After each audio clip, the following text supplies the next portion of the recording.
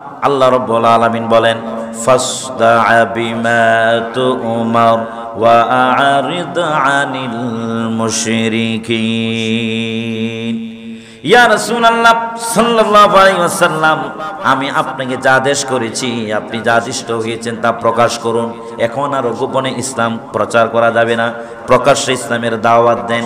3 বছর গোপনে দাওয়াতি কাজ করলেন। সাহাবে আবু তালেবের মধ্যে জেল কেটেছেন। মুক্ত হওয়ার পর আল্লাহ রাসূল সাল্লাল্লাহু আলাইহি ওয়াসাল্লাম প্রকাশ্যে ইসলামের দাওয়াত দিতে লাগলেন। সাহায্য করতেছেন কে? আবু তালেব। সহযোগিতা করতেছেন কে? আবু তালেব। যদি আবু তালেব না থাকতো মক্কার মধ্যে আল্লাহ রাসূল অনেক আগেই আল্লাহ রাসূলকে হয়তো হত্যা করত, না হলে এলাকা থেকে বের করে দিত। শুধু পারে নাই আবু তালেবের কারণে। অনেক সহযোগিতা করেছে, অনেক সহযোগিতা করেছেন। অসাধারণ অসামান্য অবদান ছিল আবু তালেবের, কিন্তু ইসলামটা কবুল করে নাই। আল্লাহ রাসূল অনেক চেষ্টা করেছেন, চাচা আপনি শুধু কালিমাটা বলেন, লা ইলাহা ইল্লাল্লাহ, এতটুকু আপনি বলেন, আমার কানে কানে আপনি বলেন, প্রকাশ্যে বলার দরকার নাই, গোপনে আমার কানে আপনি বলেন, আমি শুধু শুনবো। তাহলে আমি আপনার জন্য সুপারিশ করে, আল্লাহর কাছে সুপারিশ করে আমি আপনাকে জান্নাতে নিয়ে যাব। সুবহানাল্লাহ। এটাও বলে নাই, কারণ কিসমতে হেদায়েত নাই, হেদায়েত নাই। তবে আল্লাহ রাসূল সাল্লাল্লাহু আলাইহি ওয়াসাল্লাম হাদিসে বলছেন, আমার চাচাকে এই কষ্ট করার কারণে এর প্রতিদান স্বরূপ আল্লাহ তাআলা আমার চাচাকে জাহান্নামের সবচেয়ে নিম্ন যে শাস্তিটা, এই শাস্তিটা আমার চাচাকে আল্লাহ তাআলা দিবেন। সেটা কি? সেটা হচ্ছে আগুনের এক জোড়া স্যান্ডেল, জুতা পরিয়ে দিবেন।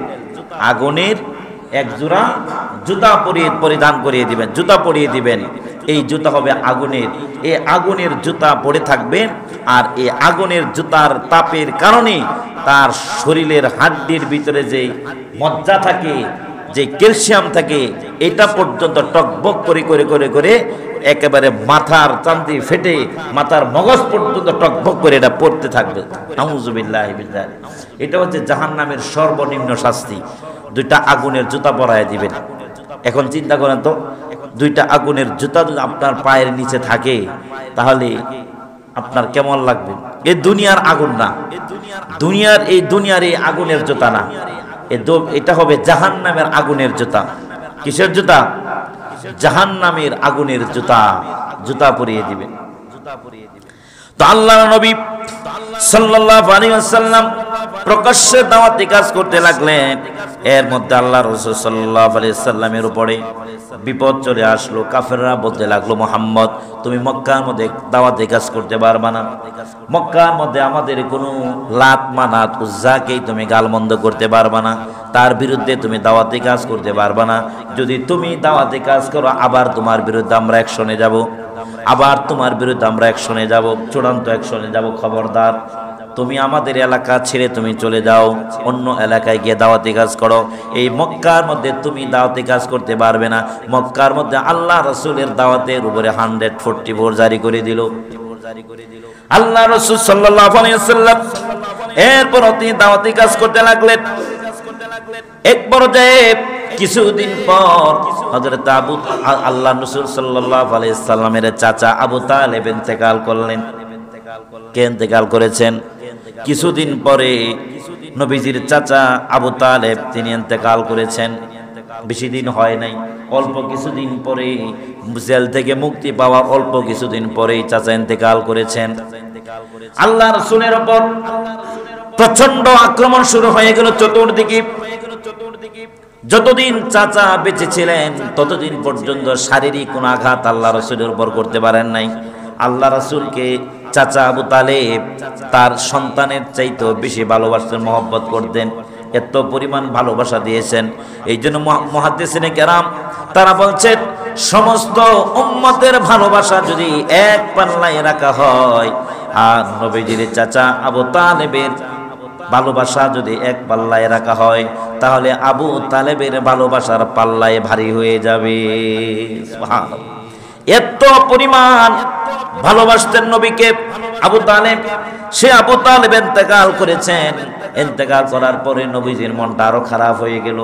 শারীরিকভাবে মানসিকভাবে আল্লাহ রাসূল ভেঙে পড়লেন যে আমাকে এখন কে সাহায্য সহযোগিতা করবে।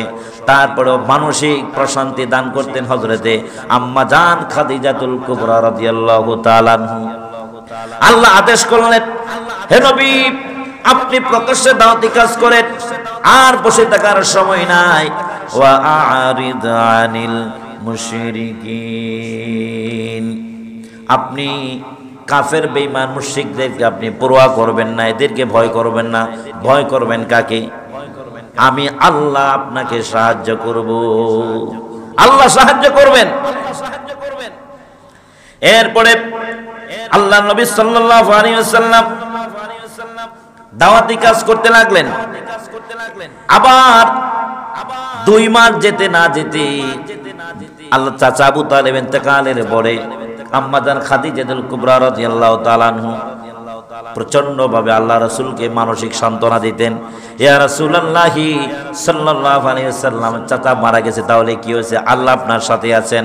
আমি খাদিজা আপনার জন্য বেঁচে আছি। আমি খাদিজা যতদিন আপনার বেঁচে থাকবো ততদিন জান প্রাণ দিয়ে আমি আপনাকে সাহায্য করব ইয়া রাসূলুল্লাহ। আমি আমার যত সম্পদ আছে তৎকালীন সময় হযরতে খাদিজা রাদিয়াল্লাহু তাআলা আনহা মক্কার মধ্যে তৎকালীন সবচেয়ে বড় ধনাঢ্য একজন মহিলা ছিলেন। সবচেয়ে বড় ব্যবসায়ীদের মধ্যে তিনি ছিলেন অন্যতম সেরা বড় ব্যবসায়ী। হযরতে আম্মা জান খাদিজা রাদিয়াল্লাহু তাআলা আনহা তিনি বললেন, ইয়া রাসূলুল্লাহ, আমার যত ধন সম্পদ আছে সমস্ত ধন সম্পদের মালিক আমি আপনাকে বানায়া দিলাম। আপনি 2 হাত ভরে এই সম্পদগুলো ইসলামের প্রচারে ব্যয় করেন।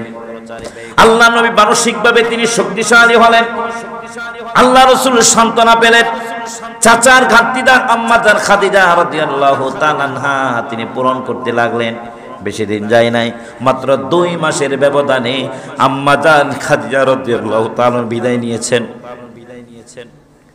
আম্মা জান খাদিজা রাদিয়াল্লাহু তাআলা 2 মাস পরে 2 মাসের ব্যবধানে আম্মা জান খাদিজা রাদিয়াল্লাহু তাআলা তিনিও দুনিয়া থেকে বিদায় নিয়েছেন।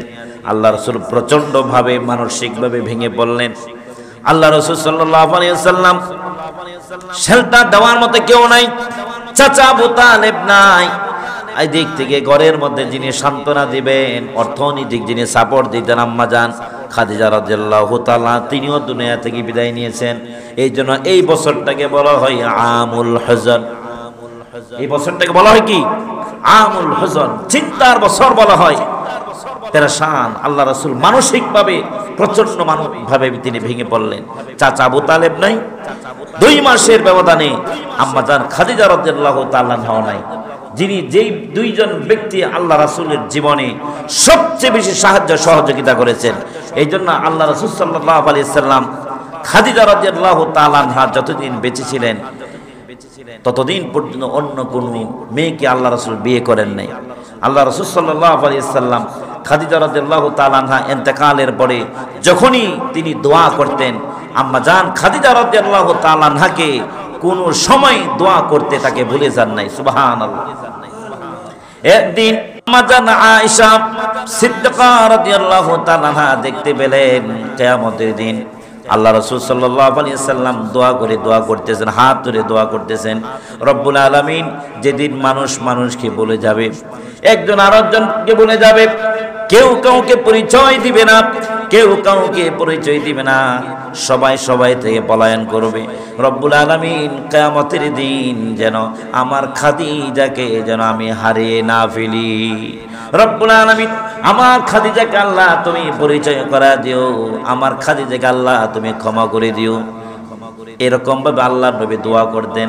আম্মা জান খাদিজা রাদিয়াল্লাহু তাআলা আয়েশা সিদ্দিকা রাদিয়াল্লাহু তাআলা পাশে তিনি শোয়া ছিলেন, শুনছিলেন। জিজ্ঞেস করলেন, ইয়া রাসূলুল্লাহ সাল্লাল্লাহু আলাইহি ওয়াসাল্লাম, খাদিজা এমন কি একজন মহিলা, এমন কি একজন মনীষী মহিলা যাকে আপনি বলতে পারছেন না? খাদিজার চাইতে আমরা কম খেদমত আমরা আপনাকে করি নাই, কিন্তু কেন খাদিজার জন্য আপনি এত বেশি পেরেশান, কেন খাদিজা নিয়ে এত বেশি চিন্তা করেন, কেন খাদিজার জন্য এত বেশি দোয়া করেন ইয়া রাসূলুল্লাহ? তিনি তো ছিলেন 40 বছর বয়সের একজন বয়স্ক মহিলা। তার জন্য এত কান্না কেন আপনি করেন? কিছু বলবেন ইয়া রাসূলুল্লাহ? তখন আল্লাহ রাসূল সাল্লাল্লাহু আলাইহি ওয়াসাল্লাম আয়েশার প্রশ্নের জবাবে নবীজি বললেন, আয়েশা রে, এমন কথা খাদিজা সম্পর্কে বলো না। খাদিজা তোমরা আমার সবাই সুখের দিনের স্ত্রী, আর খাদিজা ছিল আমার দুঃখের দিনের স্ত্রী। যখন আল্লাহর নবী মক্কার মধ্যে কোনো আশ্রয় ছিল না, যখন মক্কার মধ্যে কোনো আশ্রয় ছিল না, তখন খাদিজা আমাকে আশ্রয় দিয়েছিল। মক্কার মধ্যে আমার কোনো টাকা ছিল না, পয়সা ছিল না, আমি এতিম মানুষ ছিলাম। আমাকে খাদিজার যত সম্পদ ছিল সমস্ত সম্পদ আমার জন্য খাদিজা ওয়াকফ করে দিয়েছিল। হযরত আম্মা জান আয়েশা সিদ্দিকা রাদিয়াল্লাহু তাআলা আনহা তিনি বললেন, ইয়া রাসূলুল্লাহ, আমরা খাদিজার জন্য এখন থেকে আমরা তার জন্য দোয়া করব, যেটা আপনি তাকে ভালোবাসেন আমরা এখন থেকে তাকে ভালোবাসবো। সুবহানাল্লাহ, এত বেশি আল্লাহ রাসূল দোয়া করতেন। সারা জীবন মৃত্যু পর্যন্ত আল্লাহ রাসূল সাল্লাল্লাহু আলাইহি ওয়াসাল্লাম খাদিজার জন্য দোয়া করেছেন। কারণ তার জীবনে, রাসূল করিম সাল্লাল্লাহু আলাইহি ওয়াসাল্লামের জীবনে সবচেয়ে বেশি অবদান ছিল কার? আম্মা জান খাদিজা রাদিয়াল্লাহু তাআলা আনহা। শুরুতে যে ইসলাম প্রচার করেছেন, টাকা পয়সার যে সাপোর্ট, এটা তো আল্লাহ রাসূল ছিল না। এটা টাকা পয়সা দিয়ে সবচেয়ে বেশি সহযোগিতা করেছেন কে? খাদিজা রাদিয়াল্লাহু তাআলা আনহা। যত ব্যবসা বাণিজ্যের যত টাকা পয়সা সব উজাড় করে দিয়েছেন ইসলামের জন্য, ইসলামের জন্য। এই জন্য খাদিজা রাদিয়াল্লাহু তাআলা আনহাকে আল্লাহ রাসূল ভুলতে পারেন নাই, ভুলতে পারেন নাই। নবীজি বলছেন, আয়েশা তোমরা হচ্ছে আমার সুখের দিনের স্ত্রী, আর খাদিজা ছিল আমার দুঃখের দিনের স্ত্রী। যখন আমার মক্কার মধ্যে কোনো ঠাই নেওয়ার কোনো জায়গা ছিল না, ওই সময় খাদিজাই আমাকে ঠাই দিয়েছিল। সুবহানাল্লাহ। তাই ওই বছর 2 মাসের ব্যবধানে চাচা আবু তালেব নাই, আবার আম্মা জান খাদিজা রাদিয়াল্লাহু তাআলা আনহাও নাই। এই বছরটাকে বলা হয় আমুল হুজন, চিন্তার বছর। তখন আল্লাহ রাসূল সাল্লাল্লাহু আলাইহি সাল্লাম মানসিকভাবে ভেঙে পড়লেন। তখন আল্লাহ রাসূল সাল্লাল্লাহু আলাইহি সাল্লামকে সান্ত্বনা দেওয়ার জন্য আল্লাহ রাব্বুল আলামিন বললেন, ইয়া রাসূলুল্লাহ, আমি আপনাকে আর দুনিয়াতে রাখতে চাই না।